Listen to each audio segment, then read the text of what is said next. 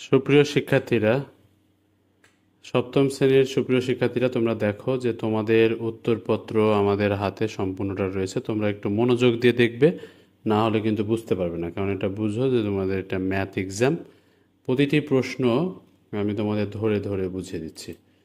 যেমন দেখো, এখানে তোমাদের কাজ 1 দিয়েছে, সঞ্চয়ের হিসাব ছক আকারে লিখো। ঠিক আছে, অর্থাৎ এই যে কাজ 1, সাশ্রয়ী বই সঞ্চয় করি, এটার 1 নাম্বার সঞ্চয়ের হিসাব ছক করে লিখো। তোমরা এখানে দেখো যে কাজ 1-এর সঞ্চয়ের হিসাব, কাজ 1-এর সঞ্চয়, সাশ্রয়ী বই সঞ্চয় করি, সাশ্রয়ী বই সঞ্চয় করি। প্রথমে আছে টেবিলের আকার ও খরচ নির্ধারণ। ধরো টেবিলের দৈর্ঘ্য এবং প্রস্থ 36 ইঞ্চি হবে। একটি টেবিল তৈরি করতে খরচ হবে 2000 টাকা। 2 নম্বর, প্রথম মাসে সঞ্চয়ের পরিমাণ নির্ধারণ। হ্যাঁ, এটা কোথায় পাবো? এই যে দেখো পরবর্তী এখানে বলছে সংখ্যাগুলো কি ছকের মাধ্যমে সূচক আকারে প্রকাশ করা যাবে? তো আমাদের এই প্রশ্নের উত্তরটা আগে ক্লিয়ার করি আমরা। বলছে প্রথম মাসে সঞ্চয়ের পরিমাণ নির্ধারণ। ধরো প্রথম মাসে সঞ্চয় করব 2 টাকা, তাহলে প্রথম ধাপে 2, দ্বিতীয় মাসে হলো 2 গুণ 2 4, তারপরে তৃতীয় মাসে 2 গুণ 2 গুণ 2 অর্থাৎ 3টা 2 মানে 8, তারপরে এইভাবে করে দেখো পঞ্চম মাস পর্যন্ত দেওয়া আছে। তাহলে সঞ্চয়ের হিসাব ছক আকারে লিখতে হবে। উপরের ছক অনুযায়ী সঞ্চয়ের পরিমাণ ধাপে ধাপে বেড়ে যাবে। তারপরে সংখ্যাগুলো কি ছকের মাধ্যমে সূচক আকারে প্রকাশ করা যাবে? ব্যাখ্যা দাও।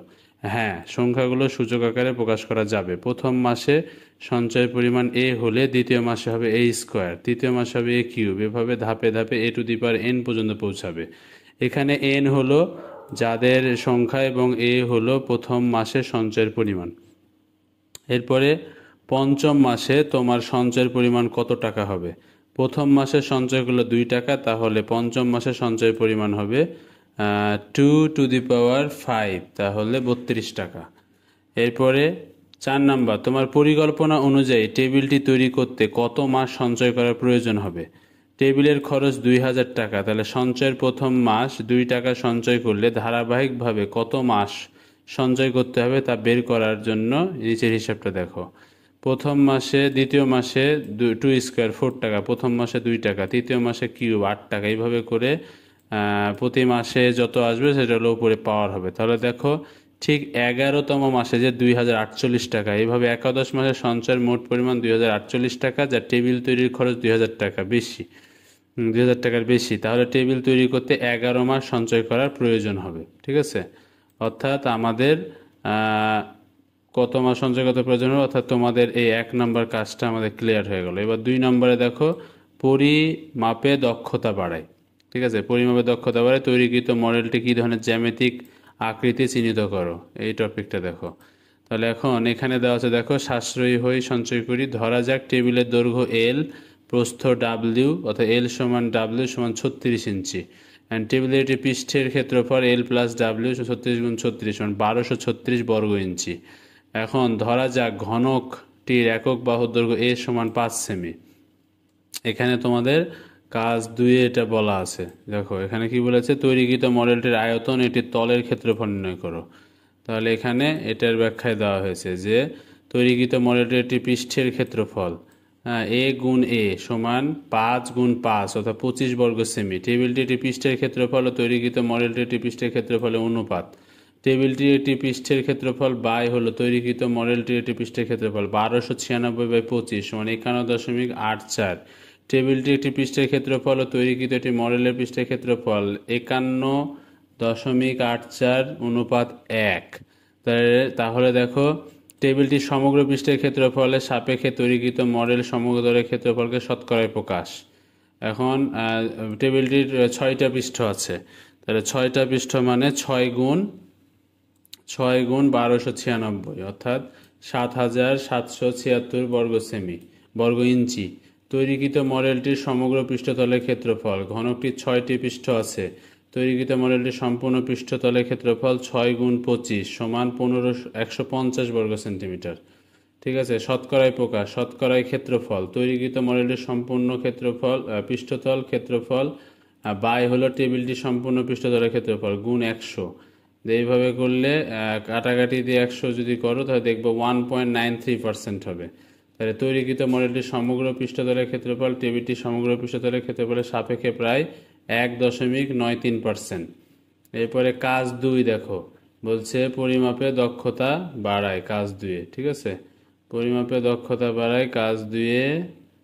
এই যে প্রশ্নটা ছিল এরকম যে সাশ্রয়ী হয়ে সঞ্চয় করে উল্লেখিত টেবিলটির পৃষ্ঠের ক্ষেত্রফল তৈরিকৃত মডেলটির একটি পৃষ্ঠের ক্ষেত্রফলের অনুপাত কত হবে। আর সাশ্রয়ী বই সঞ্চয় করে উল্লেখিত টেবিলটির সমগ্র পৃষ্ঠের ক্ষেত্রফলের সাপেক্ষে তৈরিকৃত মডেলটির সমগ্র পৃষ্ঠের ক্ষেত্রফলকে শতকরায় প্রকাশ করতে হবে। ঠিক আছে, তাহলে এখানে শতকরায় প্রকাশ করা হয়ে গেছে। এরপরে তোমার ত্রিমাত্রিক মডেল। তাহলে আমাদের পরবর্তী প্রশ্নটা হলো এই যে গাণিতিক সূত্র যাচাই করে দেখি। ঠিক আছে, তো গাণিতিক সূত্র যাচাই করে দেখি। এখানে দেখো তৈরিকৃত মডেলটি কি ধরনের একটি জ্যামিতিক আকৃতি চিহ্নিত করো। মডেলটি একটি ঘনক আকৃতির। তৈরিকৃত মডেলটির আয়তন এটি তলের ক্ষেত্রফল নির্ণয় করো। এরপরে ধরা যাক ঘনকটির একটি এক বাহুর দৈর্ঘ্য এ, আয়তন এ কিউব, এটি তলের ক্ষেত্রফল এ গুণ এ স্কোয়ার। তৈরিকৃত মডেলটি সম্পূর্ণ তলের ক্ষেত্রফল নির্ণয় করা সম্ভব কিনা উত্তরের সাপেক্ষে যুক্তি দাও। হ্যাঁ, সম্পূর্ণ তলের ক্ষেত্রফল নির্ণয় করা সম্ভব। ঘনকের 6টি সমতল আছে এবং প্রতিটি তলের ক্ষেত্রফলের সমান। সম্পূর্ণ তলের ক্ষেত্রফল total surface area A 6 × a square সমান 6a স্কোয়ার। উদাহরণ, ধরা যাক আমাদের ঘনকটির এক বাহুর দৈর্ঘ্য এ সমান 5, এ কিউ সমান 5 কিউ সমান 125, একটি তলের ক্ষেত্রফল এ স্কোয়ার সমান 5 স্কোয়ার 25, সমগ্র তলের ক্ষেত্রফল 6a স্কোয়ার 6 × 25 সমান 150 বর্গ সেমি। এরপরে গাণিতিক সূত্র যাচাই করে দেখি। দেখো কাজ 1, আমরা দলগতভাবে তৈরিকৃত মডেলটি একটি পৃষ্ঠের সমান কাগজ কেটে নেব। এরপর লটারির মাধ্যমে প্রাপ্ত যে কোনো একটি সূত্র বেছে নিয়ে উক্ত কাগজটি রং করে একটি মডেল তৈরির মাধ্যমে সূত্রটি প্রমাণ করব। ধরা যাক আমরা সূত্র 1 বেছে নিয়েছি, a + b হোল স্কয়ার সমান a square + 2b + b square. এখন মডেলটি একটি পৃষ্ঠের দৈর্ঘ্য a b, আমরা কাগজের পৃষ্ঠে এই সূত্রটি প্রকাশ করব। তাহলে দেখো, ধরা যাক মডেলটি একটি পৃষ্ঠের দৈর্ঘ্য a সমান 5 সেমি, b সমান 5 সেমি। আমরা 10 × 10 সেমি একটি কাগজ কেটে নেব। কাগজের রং করে মডেল তৈরি। কাগজটি a + b গুণ a + b সমান 10 × 10 সেমি আকারে 4টি অংশে ভাগ করব। প্রথম অংশ হবে a স্কয়ার বা 5 সেমি, অথবা দ্বিতীয় অংশ হবে b স্কয়ার, তৃতীয় অংশ হবে ab। তাহলে দেখো সূত্র প্রয়োগ, a square ab + b square. তাহলে a + b সমান a square + 2b whole square প্রমাণ করতে পারি। এবার সূত্রের প্রমাণ, a + b হোল স্কয়ার সমান মোট ক্ষেত্রফল গুণ 10 × 10 সমান 100 বর্গ সেমি। পৃথক অংশগুলোর ক্ষেত্রফল a স্কয়ার সমান 5 × 5 25, b স্কয়ার সমান 5 × 5 25, 2ab সমান 2 × 5 × 5 50 বর্গ সেমি। ঠিক আছে, এমনকি যোগফল 3 নম্বর, a square + 2ab + b square. তাহলে 25 50 25 100। ঠিক আছে, দেখতে পাচ্ছি যে এটা পুরোটার মানই কি হচ্ছে, সমান হচ্ছে, অর্থাৎ এটা প্রমাণিত। তো ধন্যবাদ সবাইকে।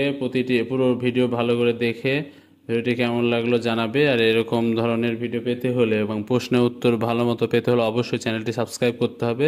তোমাদের বন্ধুদের কাছে চ্যানেলটি শেয়ার করো। ধন্যবাদ সবাইকে, আল্লাহ হাফেজ।